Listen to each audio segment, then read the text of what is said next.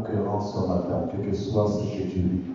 Là où tu es, élève ta voix. Proclame la victoire de la croix sur ta vie. Proclame la victoire de la croix sur ta santé. Proclame la victoire de la croix sur ta famille. Proclame la victoire de la croix sur la région. Là où tu es, élève ta voix. Proclame la victoire. Vous savez, les chants, ce n'est pas juste des paroles. Les chants, c'est la parole de Dieu. Les chants que nous chantons révèlent la gloire de Dieu, la puissance de Dieu, proclament les louanges de Dieu. Et lorsque nous chantons, ne récite pas simplement les paroles, mais approprie-toi les paroles. Fais de ces paroles, en fait, ta vie. Fais de ces paroles ta propriété. Que tu t'identifies dans ces paroles, ce sont des paroles de proclamation, ce sont des paroles d'autorité. La Bible déclare à tes résolutions répondra le succès. Et la Bible déclare tel qu'il pense, tel qu'il est. Si tu penses à ces paroles, alors tes paroles deviendront vie en toi, parce que Jésus a dit, mes paroles sont esprit et vie. Ne te condamne pas simplement de répéter, mais aie l'esprit. Comprends l'esprit qui est derrière cette parole et saisis-toi de cette parole pour que cette parole devienne concrète dans ta vie. Parce que ce que tu proclames de ta bouche, c'est ce qui s'accomplira. Job a dit, ce que je crains, c'est ce qui m'atteint. Ce que je redoute, c'est ce qui m'arrive. C'est-à-dire que lorsque tu crains quelque chose, la chose arrive. Alors si négativement la chose peut arriver, positivement aussi, la chose peut arriver. Proclame la victoire de la croix ce matin. Nous allons prendre une minute. Tu vas proclamer le règne de Dieu sur ta vie. Tu proclames la victoire de la croix sur ta vie au nom de Jésus. Élève ta voix, prends autorité sur ta vie. Proclame le règne du Seigneur. Proclame le nom de Jésus devant lequel tout genou fléchit. Au nom puissant de Jésus-Christ. Oh Père, je proclame ce matin la victoire de la croix. Je proclame la victoire sur la mort. Parce que ce matin, tu m'as ressuscité. Tu as ressuscité mon frère, oh Dieu. Je proclame la victoire sur la maladie, Seigneur. Parce que ce matin, tu m'as gardé, Seigneur. Et je proclame la victoire sur la maladie, dans la vie de mon frère, dans la vie de ma soeur, oh Dieu de gloire. Je proclame, Seigneur, ta victoire sur la sorcellerie, Seigneur, oh Dieu. Sur la divination, Seigneur. Je proclame la victoire sur la pauvreté. Je proclame ta victoire sur la méchanceté. Je proclame ta victoire sur la haine, sur les calomnies. Je proclame ta victoire, Seigneur, oh Dieu de gloire, contre mes ennemis. Je proclame ta victoire pour mon espérance, parce que mon espérance est entre tes mains. Je proclame ta victoire sur la réunion, afin de déclarer la réunion totalement pour Jésus. Au nom de Jésus, je proclame ta victoire sur ma famille, oh Dieu de gloire, sur tous ceux qui ne te connaissent pas. Je proclame que la victoire de la croix se manifestera dans leur vie, afin que le salut qui a été manifesté dans ma vie puisse te toucher, puisse te contaminer, puisse te gagner, oh Dieu. Au nom de Jésus-Christ, je proclame la victoire, Seigneur, oh Dieu de gloire, sur mes affaires. Je proclame la victoire sur mes études. Je proclame la victoire de la croix sur mon travail, Seigneur, que j'aurai du succès sur mon travail.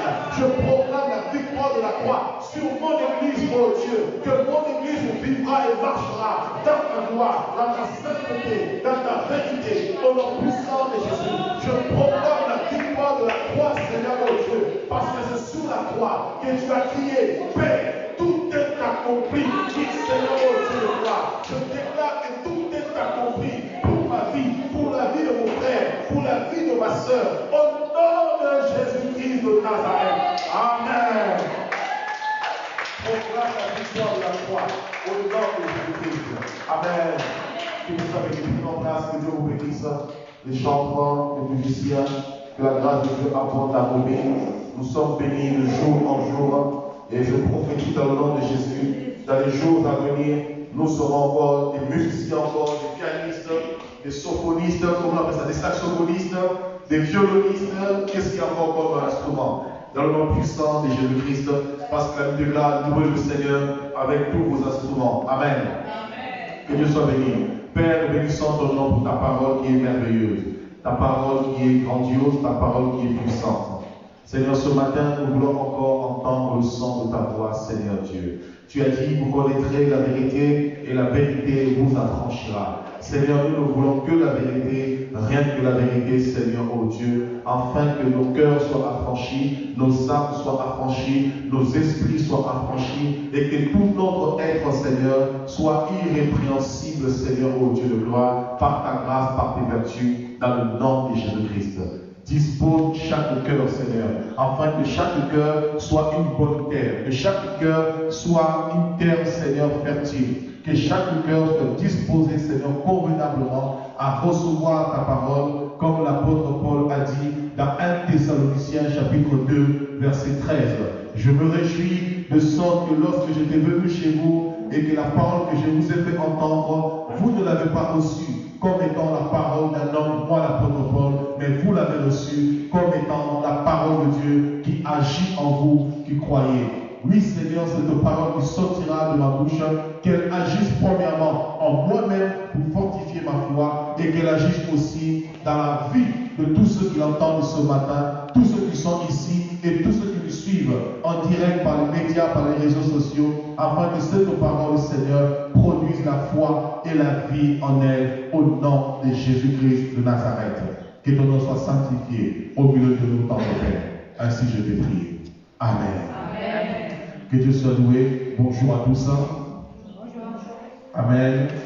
Nous avons bien dormi, on s'est bien réveillé. Il y a la vie de Dieu ce matin.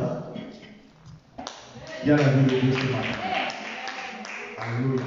Vous savez, chaque jour que Dieu fait, c'est un jour nouveau. Chaque jour que Dieu fait, c'est un jour merveilleux. Chaque jour que Dieu fait, on doit apprendre à se réjouir. Je ne sais pas, c'est comme s'il y a un écho, à moins que je me trompe. J'entends un soufflement. Vous entendez la même chose que moi? Ou peut-être c'est les oreilles qui deviennent sensibles? Allô? Allô? Je ne sais pas, j'entends un soufflement dans mes oreilles. Allô? D'accord. Alors, bientôt, tu auras une cabine avec ta batterie. Comme ça, ça sera plus isolé et ça nous permettra d'avoir une meilleure acoustique. Que Dieu soit béni. Nous sommes dans Exode chapitre 15. Nous allons lire Exode chapitre 15 par rapport au thème de ce matin. Et ceux qui nous suivent dans leur maison, prenez aussi vos Bibles dans Exode chapitre 15. Et vous êtes les bienvenus à la MCOE et de la Réunion, dans le nom puissant de Jésus-Christ. Nous sommes dans Exode chapitre 15.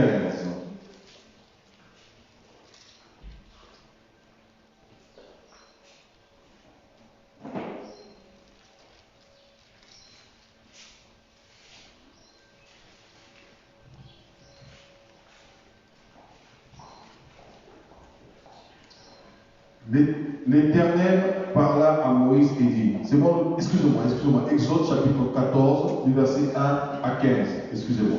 Exode chapitre 14, du verset 1 à 15. Moi, je suis déjà arrivé à la fin déjà. Exode chapitre 14, du verset 1 à 15.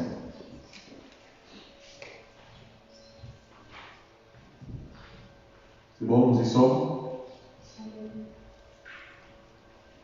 Exode chapitre 14, verset 1 à 15. Nous y sommes? C'est bon? 1, 2, 3. On peut faire la lecture? 1, 2, 3, c'est parti. L'Éternel parla à Moïse et dit, parle aux enfants d'Israël qui se détournent, qu'ils campent devant Pi-Hahiroth, entre Migdol et la mer. Vis-à-vis de Baal-Tsephon, c'est en face de ce lieu que vous camperez près de la mer. Pharaon dira les enfants d'Israël, ils sont égarés dans le pays, le désert les enfers. J'endurcirai le cœur de Pharaon et il les poursuivra. Mais Pharaon et toute son armée serviront à faire éclater ma gloire. Et les Égyptiens sauront que je suis l'Éternel. Et les enfants d'Israël firent ainsi. On annonça au roi d'Égypte que le peuple avait pris la fuite. Alors le cœur de Pharaon et ceux de ses serviteurs furent changés à l'égard du peuple. Il dit, qu'avons-nous fait en laissant aller Israël, dont nous n'aurons plus les services? Et Pharaon attela son char et il prit son peuple avec lui. Il prit 600 chars d'élite et tous les chars de l'Égypte. Il y avait sur tous les combattants, il y avait sur tous des combattants. L'Éternel endurcit le cœur de Pharaon, roi d'Égypte, et Pharaon poursuivit les enfants d'Israël. Les enfants d'Israël étaient sortis la main levée. Verset 9. Les Égyptiens les poursuivirent et tous les chevaux, les chars de Pharaon, ses cavaliers et son armée, les atteignirent campés près de la mer vers Pi-Hahiroth, vis-à-vis de Baal-Tsephon. Pharaon approchait les enfants d'Israël levèrent les yeux, et voici les Égyptiens étaient en marche derrière eux. Et les enfants d'Israël eurent une grande frayeur et crièrent à l'Éternel. Ils dirent à Moïse, il n'y avait-il pas de sépulcre en Égypte, sans qu'il soit besoin de nous mener mourir au désert? Que nous as-tu fait en nous faisant sortir d'Égypte? N'est-ce pas là que nous te disons en Égypte, laisse-nous servir les Égyptiens? Oh non, mon frère, refuse cela. Car, ça c'est moi qui le dis, c'est pas écrit. Car nous aimons mieux servir les Égyptiens que de mourir au désert. Moïse répondit au peuple, ne craignez rien, restez en place et regardez la délivrance que l'Éternel va vous accorder en ces jours. Car les Égyptiens que vous voyez aujourd'hui, vous ne le verrez plus jamais. L'Éternel combattra pour vous et vous gardez le silence. L'Éternel dit à Moïse, pourquoi ces cris? Parle aux enfants d'Israël et qu'ils marchent. Le thème de ce matin, c'est la traversée, mais particulièrement 2 points. Le thème de ce matin, c'est la traversée, et en sous-thème, vous ne verrez plus ces Égyptiens que vous voyez aujourd'hui. Alléluia. Vous ne verrez plus les Égyptiens que vous voyez aujourd'hui. Alléluia. Laissez-moi revenir, comme ma Bible est retournée sur Genèse. Alléluia. Je veux reprendre ceci. Car les Égyptiens que vous voyez aujourd'hui, vous ne le verrez plus jamais. Amen. Amen. Alors ici, on nous parle d'une histoire qui est merveilleuse. Une histoire qui est glorieuse. Une histoire qui est fantastique. Je voudrais vous dire ce matin, le Dieu d'Israël est notre Dieu. Le Dieu d'Israël est le Dieu de la MCOE. Le Dieu d'Israël est ton Dieu. Le Dieu d'Israël est notre Dieu. Le même Dieu qui a parlé à Moïse ici, c'est le même Dieu que nous servons ce matin. Regardez ce qui est merveilleux dans cette histoire. La Bible nous dit, les enfants d'Israël étaient en captivité pendant 4 siècles. Exactement, ils ont fait 430 ans en Égypte. Lorsque vous lisez dans Exode, plutôt Genèse chapitre 15, Genèse chapitre 17, Dieu va réitérer l'alliance avec Abraham. Dieu va dire à Abraham, sache que tes descendants seront esclaves dans une terre étrangère et ils y seront asservis pendant 4 siècles. Et lorsque l'abomination des Amoréens, des Phéréziens, des Jébusiens arrivera à leur comble, alors je les ramènerai dans ce pays-là où j'ai chassé ces nations afin qu'ils prennent possession de cette terre. Donc, la servitude des enfants d'Israël, leur esclavagisme n'était pas le fruit d'un hasard. Avant que les Hébreux soient esclaves en Égypte, Dieu avait déjà prophétisé. Dieu avait déjà parlé. Cela nous montre qu'en tant qu'enfants de Dieu, nous qui servons le Seigneur, nous ne pouvons guère être choqués par les circonstances et les événements parce que Dieu est maître des temps, des circonstances et des événements. Et avant même qu'une circonstance, qu'elle soit positive ou négative, arrive, Dieu le savait parce que rien ne peut arriver sans que Dieu soit au courant. Et je dirais encore plus, rien ne peut t'atteindre sans que Dieu ne le permette. Donc tout ce qui en bien ou en mal, Dieu le permet. Il faut l'accord de Dieu, il faut le cachet de Dieu, il faut le mandat de Dieu, il faut la signature de Dieu. Rappelez-vous, lorsque Dieu regarde le péché d'Akab, il dit, moi je suis Dieu, je ne peux pas faire du mal à quelqu'un. Il dit, mais est-ce qu'il y a un esprit d'égarement ici? Qui peut égarer Akab? Il y a une déclare, il y a un démon qui est venu devant Dieu. L'esprit d'égarement, qui dit, oui, moi je peux l'égarer. Ça veut dire quoi? Même l'esprit d'égarement, même les démons, ils ne peuvent pas intervenir sans la permission de Dieu. Si tu comprends ça, je pense qu'il fallait crier Amen. Amen. Parce que tu comprendras que ta vie est entre les mains de Dieu. Jésus a dit, nul ne peut ravir tout ce que le Père m'a donné. Et tous ceux qui sont dans le creux de ma main, nul ne peut le ravir. Parce que pour pouvoir te ravir, il faut d'abord arracher la main de Jésus. Tu peux toucher la main de Jésus. Amen. qui? Alléluia. Donc, on voit ici, Dieu savait pertinemment que les enfants d'Israël seraient en servitude. J'aimerais que nous puissions lire, c'est très important. Moi, j'aime lire la Bible parce que la compréhension est importante. Lorsque nous parlons de la parole de Dieu, il est important que nous plongeons nos regards dans la loi parfaite, dans la parole de Dieu, pour en tirer le meilleur et pour être fortifiés dans notre foi. Allons dans Genèse. Gardons Exode 14. Allons dans Genèse. Genèse chapitre 15. Je ne veux pas tout lire, j'ai lu l'essentiel parce que je veux qu'on ait dans notre message par rapport au temps que nous avons. Verset 13. L'Éternel dit à Abraham, sache, c'est un ordre, c'est un impératif. Genèse chapitre 15, verset 13.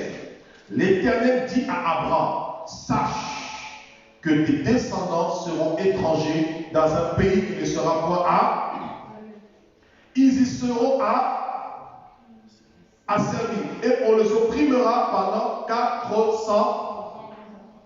Mais, j'aime Dieu. Avec Dieu, l'existence que tu vis, il y a toujours un.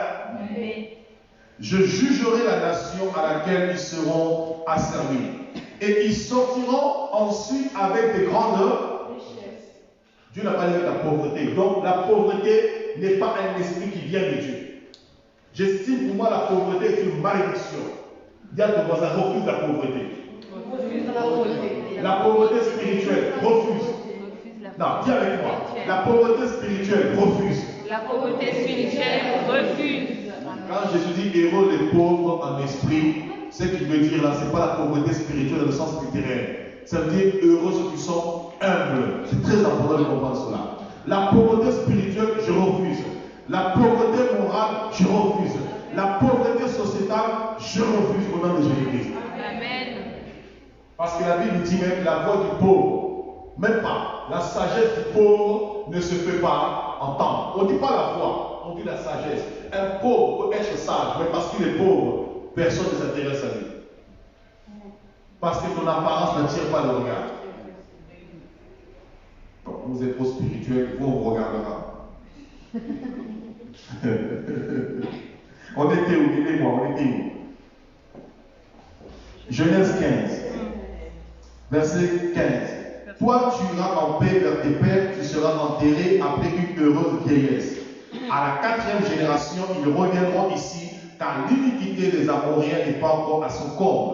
Quand le soleil fut couché, il y eut une obscurité profonde, et voici ce fut une fournaise fumante, et des flammes passèrent entre les animaux partagés.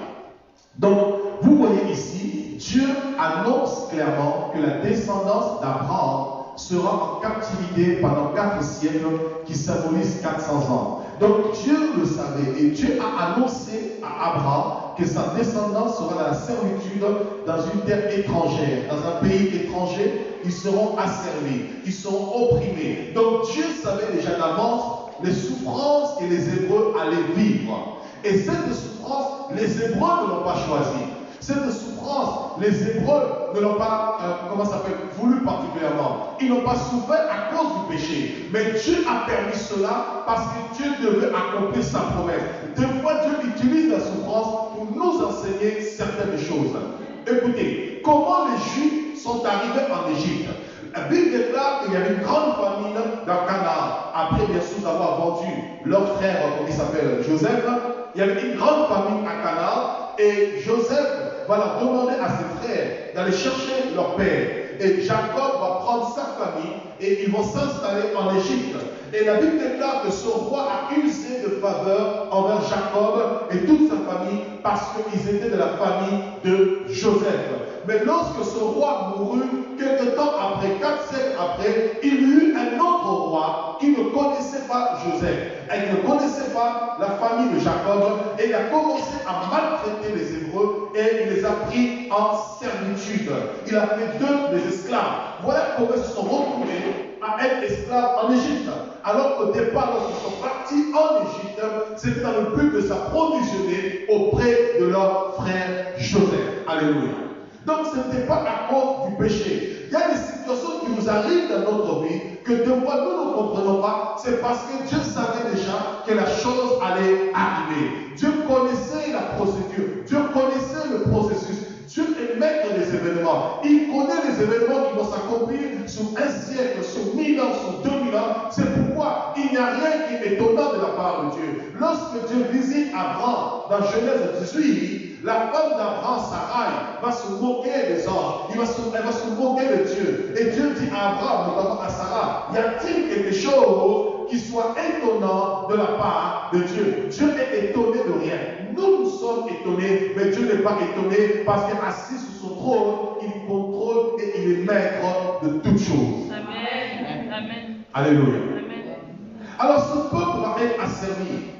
Dieu va susciter un libérateur du nom de Moïse que nous connaissons tous. Et lorsque Moïse va naître, nous connaissons les péripéties et circonstances. Moïse va grandir. Dieu suscite Moïse pour libérer son peuple en Égypte. Moïse n'est pas parti de lui-même. Moïse a reçu l'ordre, le commandement de la part de Dieu. Moïse a reçu l'équipement, le manteau de la part du Seigneur. Et lorsque Moïse arrive en Égypte, il va se produire plusieurs événements, notamment les 10 plaies d'Égypte. Et à la mort, particulièrement à la mort des premiers-nés d'Égypte, c'est alors que Pharaon va décider de libérer les enfants d'Israël. Ils ne sont pas sortis d'eux-mêmes parce qu'ils étaient esclaves. Mais je veux dire à quelqu'un ce matin, il y a esclave et esclave. Il y a esclave qui a servi et il y a esclave libre. Et nous sommes esclaves en Jésus, mais nous sommes des esclaves libres, avec lesquels on ne peut pas faire tout et n'importe quoi. Quelle que soit l'oppression de ta vie, l'oppression ou les combats, les circonstances de ta vie, ils ne peuvent pas faire tout et n'importe quoi avec toi. Pourquoi? Parce que Dieu leur a fixé des limites qu'ils ne peuvent pas atteindre. Il y a un niveau où Dieu dit, ça suffit. Amen. Alléluia. Amen. Parce qu'il y a des gens qu'on ne touche pas. Il y a des gens, quand tu les touches, tu as affaire au roi de rois. Il y a des gens, quand tu les touches, tu as affaire au créateur des cieux et de la terre. Alors, il faut mieux avoir affaire à un homme que d'avoir affaire à Dieu. Alléluia. Alors, Pharaon va décider de sortir, de laisser les enfants d'Israël partir. Et la Bible déclare que quand ils vont partir avec des grandes richesses. Ils vont partir avec des trésors. Ils vont partir avec des richesses. Ils vont partir avec des animaux. Ils vont même partir avec des serviteurs. Comment les esclaves se retrouvent avec les esclaves? Je reprends. Les Juifs, les Hébreux ont quitté l'Égypte en ayant avec eux des serviteurs. Des esclaves, mais qui vont avoir des serviteurs. Parce qu'il y a esclaves et esclaves. C'est comme Joseph. Il était esclave à la maison de Potiphar, mais il n'était pas comme tous les esclaves. C'était un esclave honorifique. Il se retrouve dans la prison du roi, dans la prison de Pharaon, mais dans la prison de Pharaon, il se retrouve esclave en étant chef des prisonniers. Ah, tu peux être dans cette prison, mais tu es chef. Tu peux avoir un petit boulot, mais tu commandes tout le monde. Le patron t'appelle même pour avoir l'orientation, pour avoir la direction des choses. Mais ton statut par rapport à ton contrat, marqué employé. Mais l'orientation que tu donnes au patron, c'est l'orientation des cadres. Parce que ce n'est pas le statut qui fait de toi ce que tu es, c'est ce que tu es qui fait de toi ce que tu vaux. Amen. Non, tu n'as pas compris.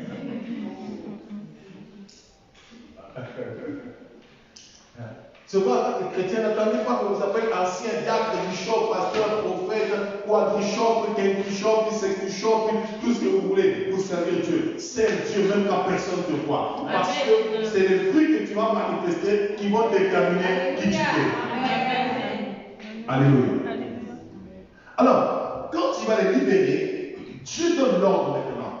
Parce que Dieu estimait que sa gloire ne s'était pas éclatée au niveau qu'il désirait. Oh, je veux dire à quelqu'un, la seule chose que Dieu veut, c'est manifester sa gloire dans ta vie. C'est pourquoi je veux dire à quelqu'un, sois comme Siméon. Siméon a dit, en tout cas moi, je ne mourrai pas tant que j'ai vu le Saint d'Israël, le Mashiach, le Messie de Dieu. Tant que mes yeux ne l'ont pas vu, je ne mourrai pas. Je veux que tu sois comme cet homme, que tu te dises, malgré mon âge, peu importe, tant que je n'ai pas vu le réveil sur l'île de la Réunion, tant que je n'ai pas vu l'île de la Réunion s'écouer, je ne mourrai pas. Vous savez, Dieu c'est un Dieu d'alliance, c'est un Dieu de foi. Les paroles que tu développes, que tu libères, ont spirituel et dans le monde atmosphérique, c'est-à-dire notre ciel, notre terre. Les paroles que tu libères pour ta vie ont un grand impact. Refuse de vivre comme tout le monde. Tu dois être un homme de foi, un homme qui déclare les choses, qui proclame les choses. Tant que tu n'as pas vu les choses se mouvoir dans ta nation, dans ta famille, tu déclares je ne mourrai pas. Pourquoi? Parce que je suis la lumière qui brille au sein des ténèbres. Et si ma lampe s'éteint, automatiquement toute la famille sera dans les ténèbres. Alors tant que le maximum n'a pas encore été sonné pour prendre le relais, moi je ne mourrai pas. Amen.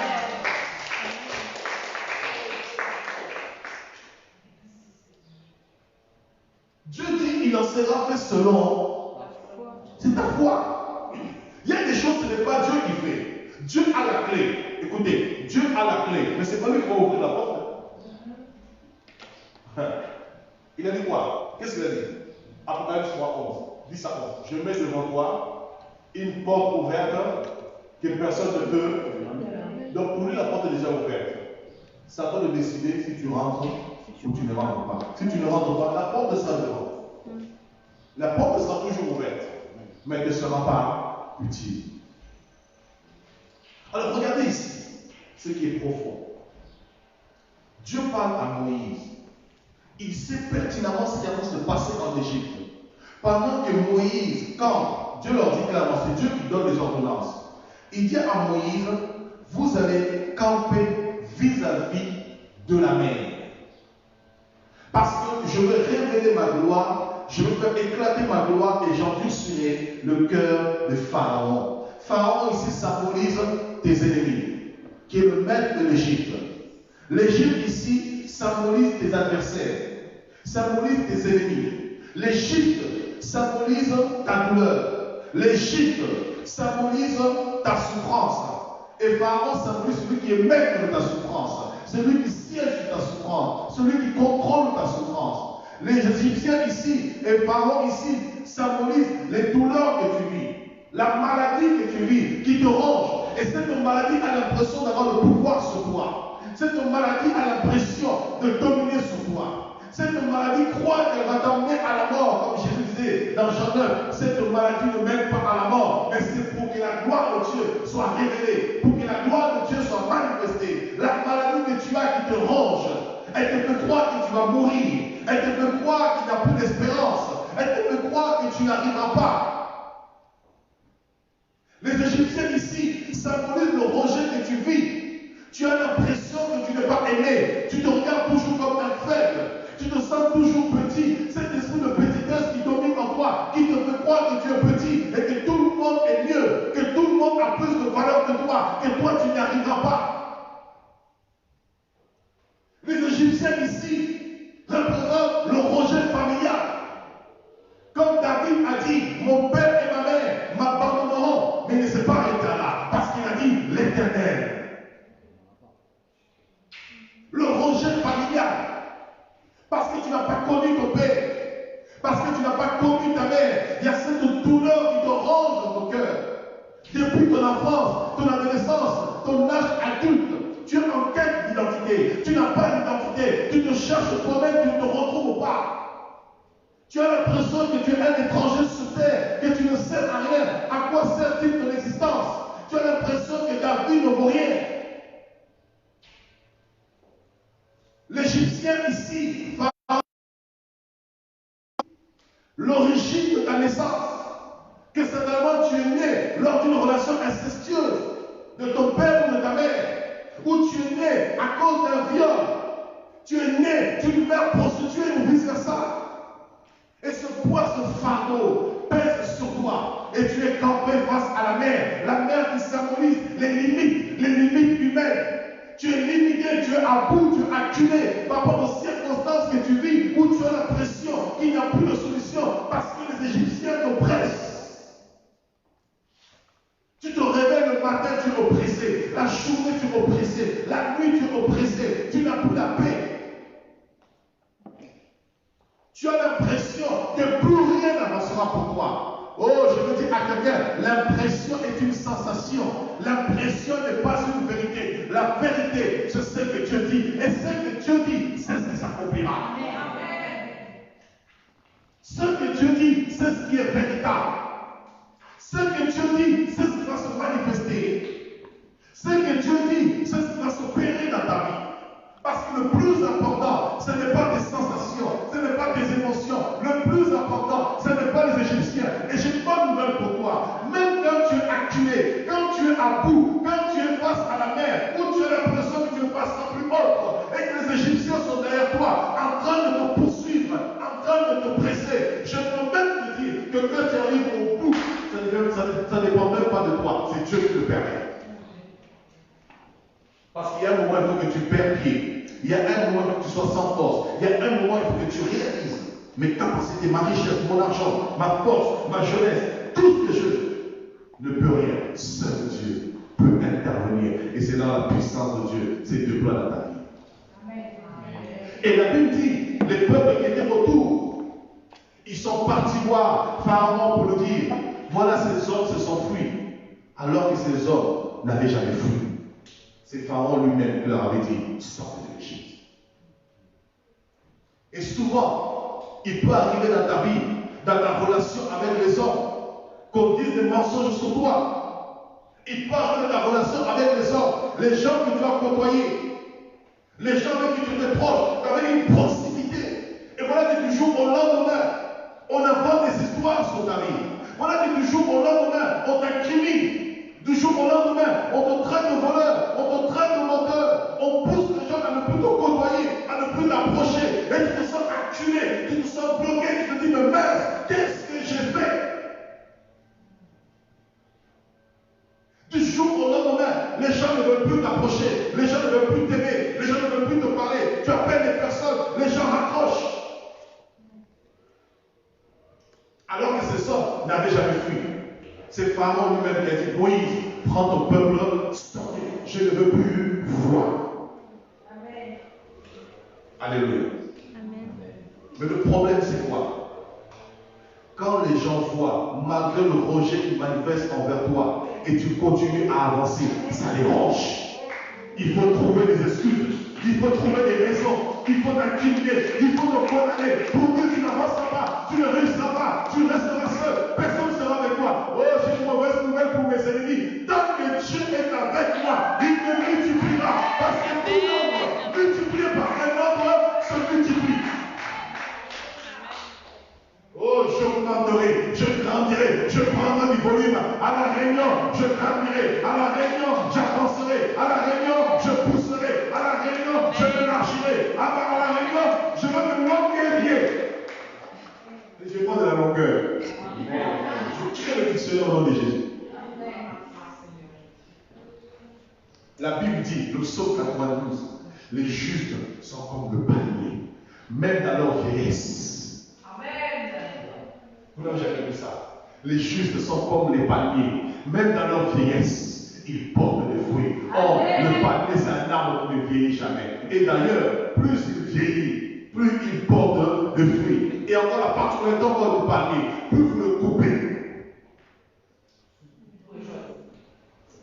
Ça sera notre enseignement. Vous êtes des palmiers. Ça sera notre enseignement. Alléluia. On va fomenter les choses contre toi. Ah non, la sœur Sandra, il faut que l'approcher. Elle parle beaucoup, elle est bizarre, elle est ceci. Mais est-ce que tu me connais? Ah, la sœur Sandra, cette vieille-là, laisse tomber. Qu'est-ce que Dieu peut faire avec elle? Oh, détrompe-toi de ce qui est inconsidéré, de ce qui est méprisé, de ce qui paraît inutile, parce que Dieu prend les choses faibles.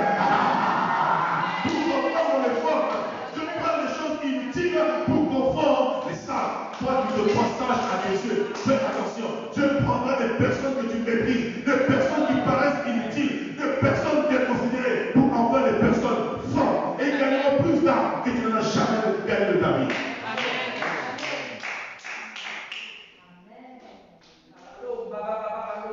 Dieu écrit l'histoire avec des hommes de foi, pas avec des hommes qui ont de foi. Alléluia. Est-ce qu'on se comprend? Eh, Pharaon, ils vont partir. Regarde, ils dorment auprès de la mer. Ce n'est pas possible. Ils doivent rester dans la servitude. Il y a des personnes qui n'accepteront jamais ton bonheur. Il y a des personnes qui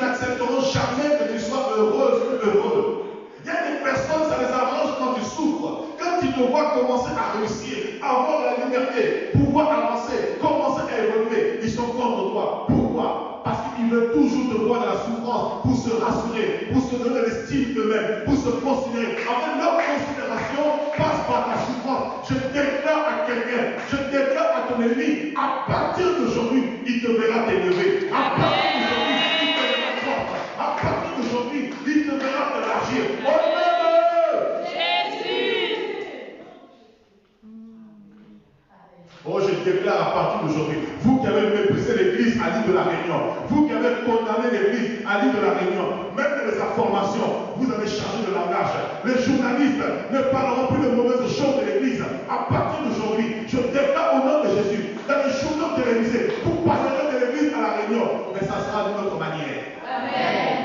Vous parlerez de l'église influente, vous parlerez de l'église triomphante, vous parlerez de l'église puissante, vous parlerez de l'église dans le miracle, vous parlerez de l'église dans la guérison, vous parlerez de l'église dans la délivrance. Amen. On va toujours apporter de mauvaises nouvelles sur toi. Pourquoi? Pour te critiquer, pour te condamner, pour te rabaisser. Mais j'ai une bonne nouvelle. Quand tu te retrouves vis-à-vis de la mer, cela ne venait pas de toi. C'est Dieu qui a dit, vous serez vis-à-vis de la mer. Pourquoi? Il y a des situations que Dieu permet dans ta vie pour révéler le cœur de ceux qui sont autour de toi. Quand tout va bien, et quand tu as un intérêt pour tes ennemis, ils te donnent un peu à manger. Mais c'est le jour où tu n'as plus d'intérêt pour eux. Lorsqu'ils étaient esclaves en Égypte, Pharaon profitait d'eux. Pharaon abusait de ces personnes, utilisait ces personnes. Mais il s'est rendu compte que ces personnes ont proliféré. Alors qu'est-ce qu'il veut maintenant? Il faut les maintenir dans la servitude. Alléluia. Amen. Et ils vont de la vie sa vie. Mais c'est Dieu qui va permettre cela. Et Dieu permet cela pourquoi? Parce qu'il veut révéler sa gloire. Il veut manifester sa puissance. Il veut manifester son règne à travers ta vie et par toi. Pour que tes ennemis sachent que le Dieu que tu sers, c'est un grand Dieu. Le Dieu que tu sers, il est puissant. Le Dieu que tu sers, il n'est pas le Dieu seulement de la faiblesse, mais il est aussi le Dieu de la force. Il n'est pas seulement le Dieu du tombeau, mais il est aussi le Dieu de la résurrection. Il n'est pas seulement le Dieu de la maladie, mais il est aussi le Dieu de la guérison. Il n'est pas seulement le Dieu de la sécheresse, mais il est aussi le Dieu de l'abondance.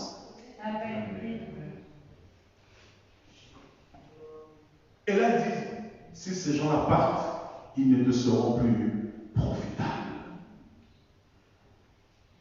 Alors, avec toute son armée, ils vont se lier. Il va aller à l'encontre des époux. Dans quel but? Dans le but de les asservir à nouveau. J'aimerais vous dire, la situation que tu vis, que tu traverses, Dieu te met face à des problèmes par moment, des fois, pour révéler le cœur de ceux qui sont autour de toi. Pour révéler les cœurs de ceux qui sont à tes côtés. Quand tu es une bénédiction pour les personnes, les gens devront profiter de toi. Quand tu es une source de providence pour les gens profitent de toi. Et je veux dire que vous ne reconnaissez pas le cœur d'une personne quand tout va bien, mais vous reconnaissez le cœur d'une personne quand un jour vous n'êtes plus un sujet d'intérêt pour la personne. Comment la personne réagit vis-à-vis de vous? Et des fois, Dieu permet certaines situations, nous accueillir totalement pour montrer en fait qu'est-ce qui a animé telle personne. Et le problème, c'est quoi? Que ces mots sont tombés dans ce piège en disant en Moïse. Nous n'avons pas dit que c'était mieux de rester en Égypte. Il y a des tombeaux en Égypte. Mais il y a tombeaux et tombeaux. Nous n'avons pas dit qu'en Égypte, il y a à manger. Il y a des concombres en Égypte. Il y a de la viande en Égypte. Mais il y a la viande de la douleur. Il y a la viande de la souffrance et la viande du bonheur. Dieu ne veut pas te donner une viande de la souffrance pour te casser les dents. Mais Dieu veut te donner une viande douce.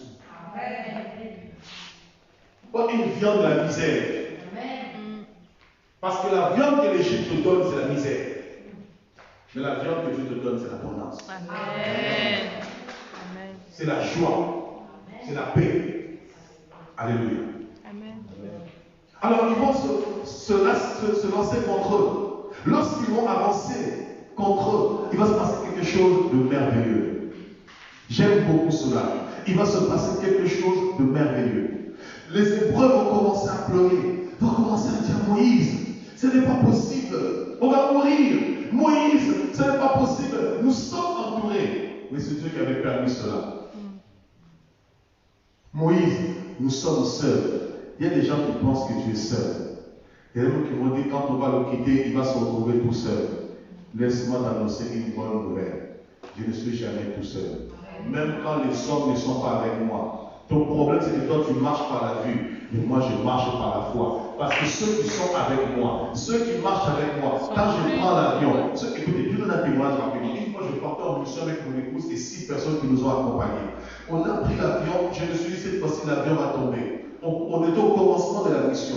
L'avion commençait à calmer. Et tout le monde commençait à paniquer dans l'avion. Ma femme était à côté de moi et s'est mise à me pincer. Et moi, j'ai fermé les yeux parce que je ne voulais pas voir cela. J'ai dit, Seigneur, ce n'est pas possible. Je ne suis même pas encore arrivé au lieu du rendez-vous, au lieu de la mission. Et tant que ma mission n'est pas finie, je ne mourrai pas. Je mourrai seulement une fois que ma mission est finie. Alors, je reste les yeux fermés pour ne pas regarder la réalité. J'avais les yeux fermés pour essayer de comprendre qu'est-ce que Dieu veut dans cette circonstance. Dieu me dit, regarde à droite. Je regarde à droite. Je vois un ange sur l'aile de l'avion, en train de transporter l'avion. J'ai dit à ma femme, regarde à droite, il y a un ange qui est ici. Amen. Cela veut dire quoi? Quelles que soient les turbulences qu'il y avait, mais il y avait une personne qui était toujours là avec nous. C'est Jésus. Amen. Et tant que Jésus est là, il ordonnera à ses anges de ne dis pas il ordonnera à son ange. Non, il ordonnera à ses anges. Quand des anges se déploient, c'est des myriades et des myriades. Donc cela veut dire que tant que Jésus est avec moi, j'ai aussi des anges qui sont avec moi. Donc ceux qui sont avec moi sont plus nombreux que ceux qui sont. Amen. Parce que ceux qui sont avec toi, toi tu le vois de manière physique. Mais quand tu crois que je suis seul, quand tu crois que le frère est seul, quand tu crois que la sœur est seule, tu te trompes. Parce que cette sœur-là ne marche pas seule. Parce qu'il y a une personne qui a fait une alliance. Il y a une personne qui a fait une promesse. Ce n'est pas un homme. L'homme peut t'abandonner aujourd'hui. David l'a dit. Mais il y a une personne qui a dit, je suis avec vous jusqu'à la fin du monde. Je suis avec toi jusqu'à la fin du monde. Les hommes partiront, mais moi je suis là. Amen. Les hommes viendront, moi je suis là. Les hommes partiront, moi je suis là. Les gens t'abandonneront, moi je suis là. Et tant que Jésus est là, je fais l'unanimité. Amen. Tant que Jésus est là, tu fais l'unanimité. Parce que Jésus, c'est la majorité. Quand Jésus est avec toi, une nation est avec toi. Parce que quand tu fais un pas, c'est pas toi seulement qui fais un pas. Quand tu fais un pas, Dieu fait un pas. Et quand Dieu fait un pas, les anges font un pas. Et quand les anges font un pas, le royaume des cieux entier fait un pas avec toi. Donc quand tu marches avec le ciel. Tu vas à gauche, le ciel va à gauche. Tu vas à droite, le ciel va à droite. Tu vas derrière, le ciel va derrière avec toi. Alléluia. Amen. Est-ce qu'on se comprend? Amen. Amen. Ils se trouvent vis à vis. Alors Pharaon arrive avec son armée. Moïse leur dit, gardez le silence. Car l'Éternel combattra pour vous. Vous gardez le silence. Parce que les Égyptiens que vous voyez aujourd'hui, vous ne le reverrez plus jamais. Je vais vous dire quelque chose ce matin. Notre vrai problème aujourd'hui, c'est de regarder derrière nous. Notre problème aujourd'hui, c'est de se focaliser sur nos problèmes, nos difficultés, les situations qui nous entourent. Le problème de l'Église des chrétiens aujourd'hui, c'est de s'arrêter sur les problèmes. Lorsque Dieu nous met face à des circonstances où nous sommes acculés, nous sommes bloqués, le but c'est pas de regarder autour de nous. Parce que nous savons naturellement qu'autour de nous, il n'y a plus de solution. Quand tu regardes à gauche, tu vois une limite. Quand tu regardes à droite, tu vois une limite. Quand tu regardes derrière, devant, tu vois une limite. Mais il y a un endroit qu'on oublie souvent de regarder. C'est comme dans un magasin. Lorsqu'un voleur rentre dans un magasin, il va toujours regarder à gauche, il va regarder à droite, il va regarder derrière, il va regarder devant. Mais le voleur fait toujours une erreur.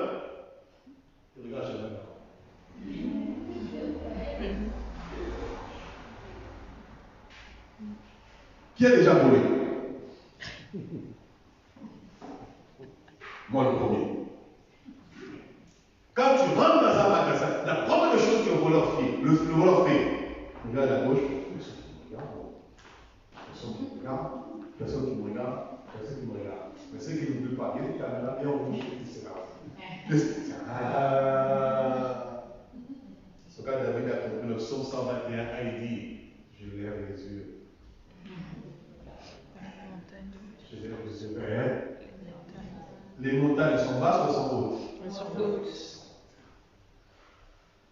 Alléluia. Donc Dieu te met dans une situation où tu es complètement acculé. Mais ce que Dieu attend de toi, c'est que tu lèves les yeux vers lui. Et pendant que le peuple gémissait, pendant que le peuple se lamentait, pendant que le peuple pleurait, Moïse n'a pas perdu courage parce que Moïse était visionnaire. Moïse se rappelait que si c'est retrouvé dans cette situation, ce n'est pas lui qui l'a choisi, c'est Dieu qui les a mis face à la mer. Oh, il y a un moment Dieu te mettra face à la mer. Tu es face à la mer, c'est-à-dire une épreuve que tu ne peux pas surmonter, un événement qui te dépasse. Et à travers cet événement, tu as plein d'Égyptiens qui te condamnent, qui te jettent de pierres, qui te méprisent, qui te critiquent. Déjà, tu es face à des problèmes que tu n'arrives pas à résoudre. Et par-dessus tout, tu as plein d'Égyptiens qui veulent seulement ta mort. Mais je vais te dire, et les problèmes, et la mer, et les Égyptiens, ensemble, ils verront la main de Dieu, la puissance de Dieu déployée dans ta vie. Parce que même la mer, lorsque Dieu se lèvera dans ta vie, la mer s'ouvrira, la mer deviendra un chemin pour toi. Les Égyptiens qui voulaient ta mort, eux-mêmes mourront à ta place. Ceux qui te disent que tu n'avanceras pas, j'aimerais te dire que tu vas avancer. Et de tes yeux, tu le verras aussi ne pas avancer. Vous ne me croyez pas. Je vous donne un secret. Vous savez pourquoi David a réussi? Il a compris beaucoup de choses par l'esprit. David a dit dans le psaume 23, l'Éternel est celui qui m'induit ma tête et ma coupe déborde. Il dresse une table devant moi en face de mes. Il dresse une table devant moi en face de mes. Est-ce que Dieu attaque les adversaires? Est-ce que David attaque les adversaires? David dit, Dieu dresse une table devant moi en face de mes. Ça veut dire quoi littéralement? Frère Georges, viens ça. Je vais vous aider, c'est important.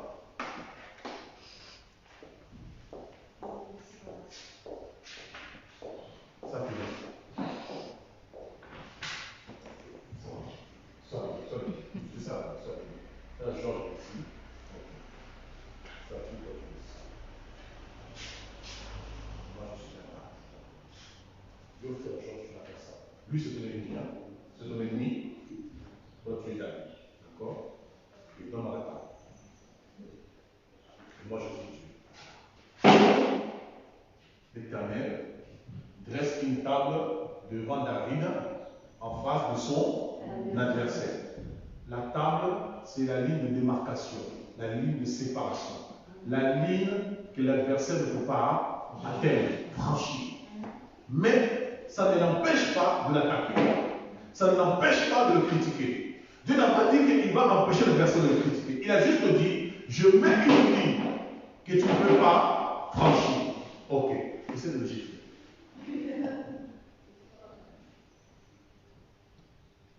Bouge-moi pour ta reste pour faire.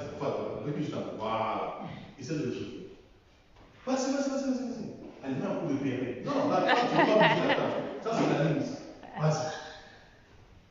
Essaie de le faire. Allez, vas-y, parle maintenant. Je vais faire la gymnastique. Bon.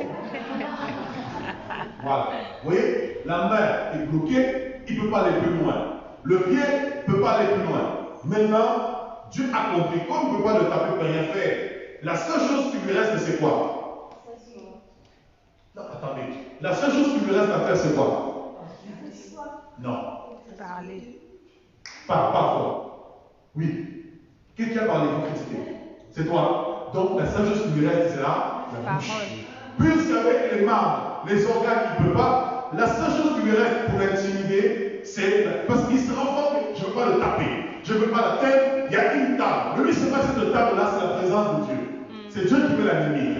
Alors tout ce qui lui reste, c'est la bouche. Mais sauf que la bouche est un piège. Parce que la Bible déclare que la vie et la mort sont au pouvoir de la bouche. Regardez maintenant. Dis-lui, tu es pauvre. Comme Dieu te voulait, qu'est-ce que Dieu fait? Puisque la vie et la mort sont au pouvoir de la bouche. Si lui, il le maudit, comme Dieu est avec lui, la Bible dit l'enchantement et la divination ne peuvent rien contre Israël. Et Dieu est celui qui change les temps et les circonstances, comme il se venge de nous. Quand il dit tu es pauvre, Dieu prend les paroles, les mêmes paroles. Mais quand les paroles arrivent ici, ça se transforme en richesse. Donc ces paroles, tu vas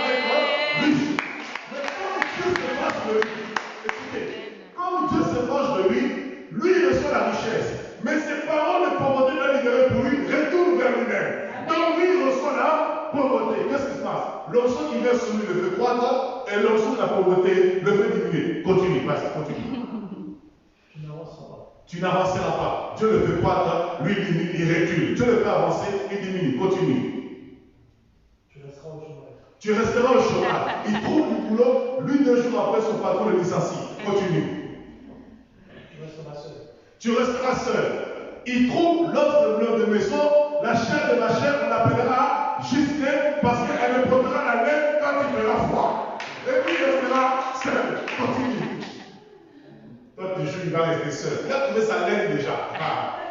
La sœur Justine, c'est sa laine. En plus, nous sommes en hiver maintenant. Moi, je vois la bouche et froid. Il a la grâce, il a sa Justine à côté, il lui fournit de la laine. Ah. Continue.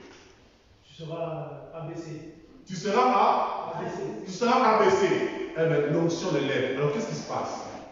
Tous les paroles qu'il dit contre lui, Dieu transforme cela en bénédiction.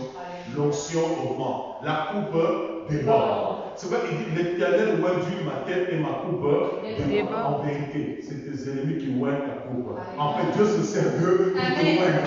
Dieu se sert d'eux pour te bénir. Dieu se sert d'eux pour te faire prospérer. Donc, au final, lorsque la coupe va déborder, son ennemi ne comprendra pas. Mais comment celui que j'ai critiqué, il avance, il évolue, il croit. Mais moi, du coup, je commence à critiquer, je suis toujours au même stade. C'est comme maintenant la Bible dit, de tes yeux, tu verras maintenant, à ton tour maintenant, tu verras la rétribution des méchants. Amen. Alléluia. Amen. Est-ce que tu comprends? Amen. Est-ce que tu comprends quelque chose? Amen. Ils vont te critiquer, ils te feront la guerre, mais ils ne te vaincront pas. Moïse est un homme de Dieu, un homme de foi. Il dit restez calme. Regardez la délivrance, le Seigneur va opérer. Parce que si Dieu parle, c'est parce qu'il va accomplir une œuvre. Si Dieu parle, c'est parce qu'il va agir. Vous gardez le silence. Pourquoi garder le silence? Parce que tout ce que vous allez dire, ça va se retourner contre vous. Ne dites plus que vous êtes esclave, parce que ce que tu proclames, c'est ce qui arrivera. Alors gardez le silence. Comme Dieu a parlé au commencement, celui qui va révéler cette affaire-là. Gardez le silence. L'Éternel combattra pour vous. Mais sachez qu'à partir d'aujourd'hui, les Égyptiens que vous voyez, vous ne le verrez plus. Oh, je veux dire à quelqu'un ce matin, tous ceux qui t'ont combattu dans ta vie, tu ne le verras plus. Tous ceux qui t'ont minimisé dans ta vie, tu ne le verras plus. Tous ceux qui t'ont fait perdre du temps dans ta vie, tu ne le verras plus. C'est un nouveau temps, c'est une nouvelle saison, c'est une nouvelle année. Il y a eu le temps de Moïse, le temps de la loi, mais aussi le temps de Jésus, le temps de la grâce. Et lorsque la grâce vient, la grâce surabonde. Hier tu as abondé, mais je veux dire à quelqu'un ce matin, c'est le temps de surabonder, c'est le temps d'exceller, c'est le temps de progresser, c'est le temps de monter, c'est le temps d'avancer, c'est le temps de prendre ce qui est à toi, c'est le temps de rentrer dans ta destinée, c'est le temps de partir ta famille, c'est le temps pour la réunion, c'est une nouvelle saison, c'est une nouvelle dispensation, c'est le temps de la guérison, c'est le temps de ton miracle, c'est le temps de ta restauration. Aïe, aïe, aïe, aïe, aïe, aïe, aïe, aïe, aïe, aïe, aïe. Je dis à quelqu'un, c'est le temps. Hier, peut-être on t'a apporté des mauvaises nouvelles, mais je dis à quelqu'un, ce temps est révolu. C'est le temps où maintenant on va t'apporter des bonnes nouvelles. C'est le temps où tu ne seras plus la queue. C'est le temps où tu ne seras plus derrière. C'est le temps où tu ne verras plus les échecs. C'est le temps où tu ne seras plus tourmenté. Non, je dis à quelqu'un, il y a un nouveau temps où les Égyptiens, ils t'ont tourmenté, où les Égyptiens, ils t'ont persécuté. Ils verront la main de Dieu, la gloire de Dieu dans ta vie. Et tu ne verras plus. Jamais. Amen.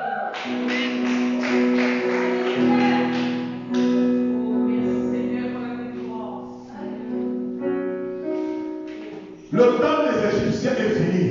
Et quand le temps des Égyptiens finit, c'est ton temps. Oh, je dis à quelqu'un, tes ennemis ont parlé pendant des années. On s'est moqué de la réunion pendant des années. On a dit aucune chose bonne ne sortira de la réunion. Aucune chose bonne ne sortira de ta famille. Aucune chose bonne ne sortira de ta vie. Aucune chose bonne viendra de toi. On t'a dit tu es célibataire, mais tu seras célibataire à vie. On t'a dit tu ne pourras pas te marier. On t'a dit que tu es stérile. Mais je vais te dire, le temps des Égyptiens est fini. C'est un nouveau temps. C'est une nouvelle saison. C'est une nouvelle dispensation. C'est un nouveau commencement. C'est un renouveau. Dieu est celui qui fait toutes choses. C'est le temps de la nouveauté. Et je vais dire à quelqu'un, si le temps des Égyptiens finit, cela marque le commencement de ton temps. au tas, ne regarde plus en arrière, ne regarde plus aux Égyptiens, ne regarde plus aux critiques de hier, ne regarde plus aux combats de hier, ne regarde plus aux mépris de hier, ne regarde plus aux souffrances de hier, ne regarde plus à ton passé. Même quand tu conduis une voiture, on ne regarde jamais le rétroviseur pour l'arrière. Quand on regarde l'arrière, c'est pour éviter le danger, mais on regarde la destinée. Quand tu conduis une voiture, tes yeux sont fixés sur la destinée. Tes yeux sont fixés sur la destination. Le seul moment où tu regardes tes rétroviseurs, c'est pourquoi? C'est pour fuir le danger. Donc le rétroviseur nous montre le danger. Le rétroviseur nous montre des problèmes. Non, ne regarde plus au rétroviseur de ta destinée. Le plus important pour toi, c'est ta destinée. Garde les yeux fixés sur ta destinée. Tu arriveras parce que le Seigneur sera au contrôle. La Bible déclare l'ange de l'Éternel comme autour de ceux qui le craignent pour les arracher du danger. Parce que Dieu ne veut plus que tu regardes ton rétroviseur. Parce que ton rétroviseur te montrera trop de danger. Ton rétroviseur te montrera l'angle mort. Mais le Seigneur veille sur toi. Ce n'est plus le temps de regarder aux Égyptiens. Le temps des Égyptiens est déjà passé. Et si leur temps est passé, c'est pour marquer un nouveau temps. Le temps de ta saison, le temps de ta vie, le temps de ton élévation, le temps de ta fécondité, le temps de ta fertilité, le temps de ta bénédiction, le temps de ta faveur, le temps de ta grâce, le temps de ta réussite, le temps de ton succès.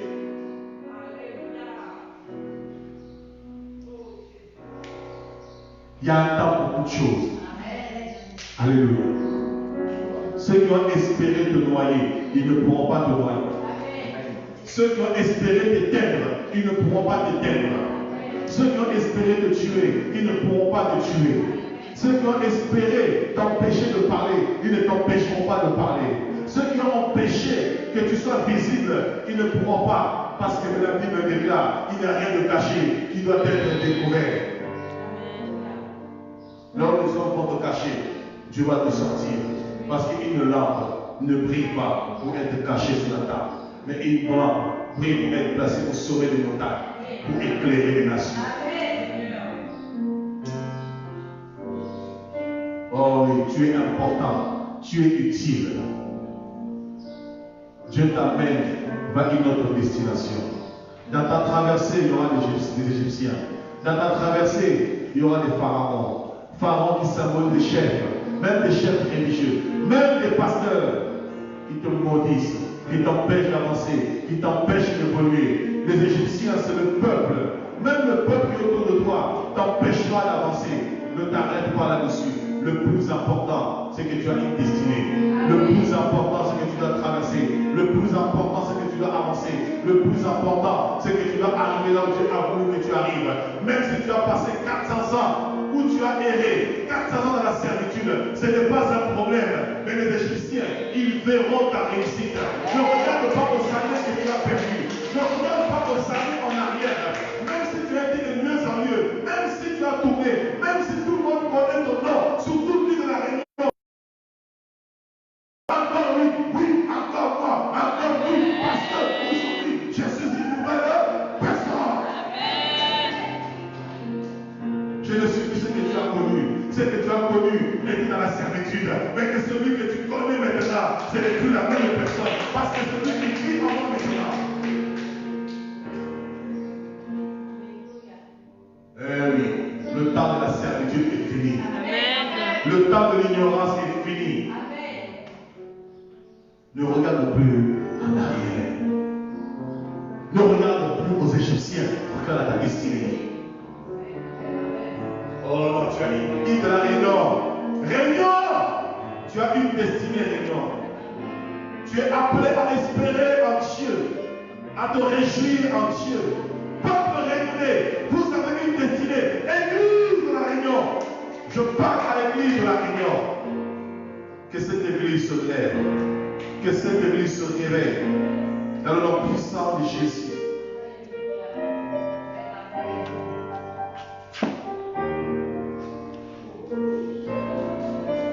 Oh oui, tu as une destinée. Tu as une vocation. Et tu atteindras le but. Parce que tu ne marches pas seul, Dieu marche avec toi. Même si les années sont passées, mais Dieu a toujours un temps de visitation. Le problème n'est pas l'âge. Le problème, c'est la destinée. Le problème n'est pas l'âge. Le problème, c'est le temps de visitation. Le problème n'est pas l'âge. Le problème est de saisir la pensée de Dieu. Le temps de la dispensation.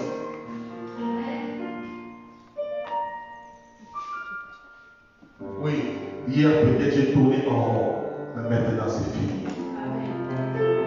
Hier j'ai perdu du temps, maintenant c'est fini. Hier je me cherchais, maintenant je sais qui je suis. Hier j'étais perdu, maintenant j'ai été retrouvé. C'est fini. Dis à ton voisin, le temps de l'errance est fini. Tu ne vas plus errer. C'est le temps où tu vas racheter le temps maintenant. C'est le temps de positionnement. C'est le temps de la destinée. C'est le temps de posséder ce qui est à toi. Parce que tu as un héritage. Tu es un peuple héritier. Tu as des promesses pour toi. Et tu dois rentrer dans les promesses. Tu dois voir les promesses de Dieu s'accomplir pour ta vie. Même un jour avant ta mort, elles s'accompliront. Parce que 2 Timothée 2,13 nous dit, c'est lui qui a fait la promesse, il est fidèle et il ne peut jamais mentir et encore moins se renier. Crois-tu en cela? Alors tu verras ses promesses.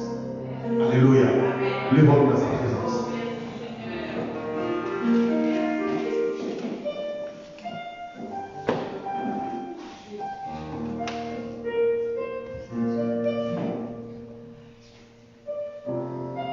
Là où tu es, proclame à Dieu.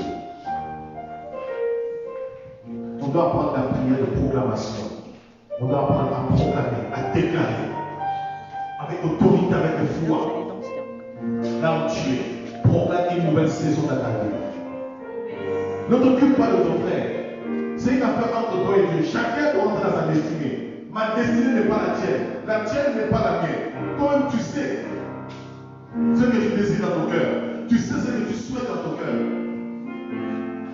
Commence à proclamer. Commence à proclamer haut et fort. Commence à déclarer. Ne tiens plus compte des temps d'ignorance. Ce n'est plus le temps de l'ignorance. C'est le temps de la connaissance. Ce n'est plus le temps de l'échec. C'est le temps du succès. Commence à déclarer. Commence à proclamer. Avec autorité, avec foi. Commence à proclamer avec puissance. Commence à proclamer avec rigueur. Commence à proclamer avec assurance. Oui, déclare, proclame. Pour ton couple, pour ta famille, pour ton foyer, pour tes enfants, pour tes études. Commence à proclamer pour ta femme qui n'est pas là, pour ton mari qui n'est pas là, pour tes enfants qui ne sont pas là. Commence à proclamer, commence à déclarer avec foi, avec autorité, avec puissance. Commence à proclamer. Commence à déclarer pour ta vie. Au nom puissant de Jésus. Parce que les Égyptiens ne seront plus là pour te condamner. Les Égyptiens ne seront plus là pour te ralentir. Parce que la mer est en train de s'ouvrir devant toi. Tu ne verras plus les Égyptiens qui t'ont condamné hier. Tu ne verras plus ceux qui t'ont maintenu dans l'échec. Ceux qui t'ont cloué. Ceux qui ont voulu. Ceux qui ont voulu te mettre dans le carreau, dans le tombeau. Ceux qui ont voulu t'arrêter. Oui. Parce que Dieu dispose un temps nouveau. Le temps de la traversée. Le temps de la marche. Le temps de l'accomplissement. Le temps du succès. Commence à proclamer. Proclame sur ta santé. Proclame sur ta vie. Proclame sur ton travail. Proclame sur ta femme. Proclame sur ton mari. Proclame sur tes enfants. Proclame sur tes affaires. Proclame sur tes projets. Proclame, déclare avec autorité que ce temps est révolu. Que le temps où les Égyptiens en voulaient à ta vie. Le temps où les Égyptiens voulaient arrêter tes affaires. Le temps où les Égyptiens voulaient avaler ta santé. Le temps où les Égyptiens voulaient arrêter ton couple. Voulaient arrêter ton foyer. Que ce temps est révolu. Que les Égyptiens parleront contre toi. Mais tu marcheras avec assurance. Tu marcheras en sécurité. Tu marcheras avec excellence. Tu marcheras dans le succès. Parce que Dieu est avec toi. Dieu veille sur toi. Les Égyptiens s'arrêteront. Mais toi tu avanceras. Les Égyptiens seront engloutis. Mais toi tu vivras. Parce que pour toi il n'y a pas de mort. Parce que pour toi il n'y a que la vie. Au nom de Jésus. Oui, parle. Proclame. Déclare avec autorité. Déclare avec foi. Commande ta maladie. Commande tes affaires. Commande tes enfants. Au nom puissant de Jésus de Nazareth. Oui, croyez que tout ce que vous déclarez par la foi, croyez que vous l'avez reçu. Commence à proclamer avec autorité. Commence à déclarer avec force, avec puissance. Au nom de Jésus de Nazareth. Oui, prie pour tes enfants, prie pour tes petits-enfants. Commence à déclarer, commence à proclamer le salut à ta famille. Prie pour tes amis. Au nom de Jésus, prie pour ton quartier. Que tu sois la lumière de ton quartier, le sel de ton quartier, le sel de ton secteur, le sel de ta ville. Prie, prie, prie, prie, prie, prie, prie, prie. Déclare, déclare, déclare, proclame avec force, avec autorité. Au nom de Jésus. Oh, alléluia. Oh, Rabashaka, Rabasaka, Robosoko. Et je proclame, Seigneur, avec autorité, avec puissance, Seigneur, l'étendue de ta gloire sur l'île de la Réunion. Je proclame le salut, Seigneur, des âmes. Je proclame la Réunion pour la Jésus. Je proclame, Seigneur, ô Dieu de gloire, des familles libérées. Je proclame, Seigneur, ô Dieu de gloire. Oui, Seigneur, là où les ténèbres ont englouti hier, que ta lumière, Seigneur, ô Dieu de gloire, libère, affranchie, au nom puissant de Jésus de Nazareth. Je proclame, Seigneur, ô Dieu de gloire, au nom puissant de Jésus-Christ. Oui, Seigneur, ô Dieu de gloire. Père, dans le nom de Jésus, je bénis ton peuple ici présent. J'anéantis les paroles des Égyptiens contre leur vie. Les embûches des Égyptiens contre leur vie. Le poids de la maladie, le poids de la condamnation, le poids de la malédiction, le poids du rejet, le poids, Seigneur, ô Dieu de gloire, du mépris, le poids, Seigneur, ô Dieu de gloire, de la souffrance, de la douleur, ô Dieu de gloire. Je condamne cela au nom de Jésus de Nazareth. Oui, Seigneur, parce que tu as dit garde le silence. Et l'Éternel opéra une grande délivrance. Et que ce matin, Seigneur, tu opères une grande délivrance. Que celui qui était souffrant, Seigneur, ce matin, soit délivré. Celui qui était meurtri soit délivré. Celui qui était abattu soit délivré. Celui qui était malade soit délivré. Celui qui sentait le rejet soit délivré. Celui qui sent le mépris soit délivré. Ce matin, Père, ce matin, pardonne aujourd'hui, Seigneur, parce que le jour du salut, c'est aujourd'hui. Au nom de Jésus de Nazareth. Oh Père de gloire, étends ta, manifeste ta grâce, manifeste ta puissance, manifeste ton autorité, Seigneur, au Dieu de gloire. Dans le puissant de Jésus, que les chaînes des Égyptiens soient brisées, les chaînes de la servitude, les chaînes, Seigneur, des échecs, les chaînes de la condamnation, les chaînes de la malédiction, au nom de Jésus de Nazareth. Oh oui, Père, que les chaînes soient brisées, dans le nom puissant de Jésus de Nazareth. Oui, Seigneur, Dieu de gloire. Que ce soit le temps d'une nouvelle dispensation. Que le temps d'une grâce nouvelle, Seigneur, ô Dieu de gloire. Dans le nom puissant de Jésus de Nazareth. Oui, tu es venu annoncer une année de grâce. Oui, que l'année de la grâce soit manifeste sur ce peuple, sur la Réunion, Seigneur, ô Dieu de gloire. Que le faible soit fort, Seigneur, ô Dieu de gloire. Que le pauvre soit riche, Seigneur, ô Dieu. Au nom puissant de Jésus de Nazareth. Oh, sois béni. Au nom de Jésus. Prends ta main droite. Pose ta main droite sur ta tête. Pose ta main droite. Elle déclare qu'à sa gauche est la richesse et à sa droite est une longue vie. Prends ta main droite. Pose ta main sur ta main. Pose ta main droite sur ta tête. Je vais libérer la bénédiction maintenant. Dans le nom puissant de Jésus. Père, pendant que ton peuple a la main droite posée sur la tête, la droite qui symbolise la droite de l'Éternel, qui symbolise la force de Dieu qui se déploie, qui symbolise la longévité, Seigneur, ô Dieu de gloire, qui symbolise la victoire, la puissance, Seigneur, ô Dieu de gloire. Oui, Seigneur, Moïse a chanté ce cantique dans Exode 15 en disant l'Éternel a déployé sa droite pour nous secourir et pour ouvrir un chemin, oui, dans la mer. Père, ô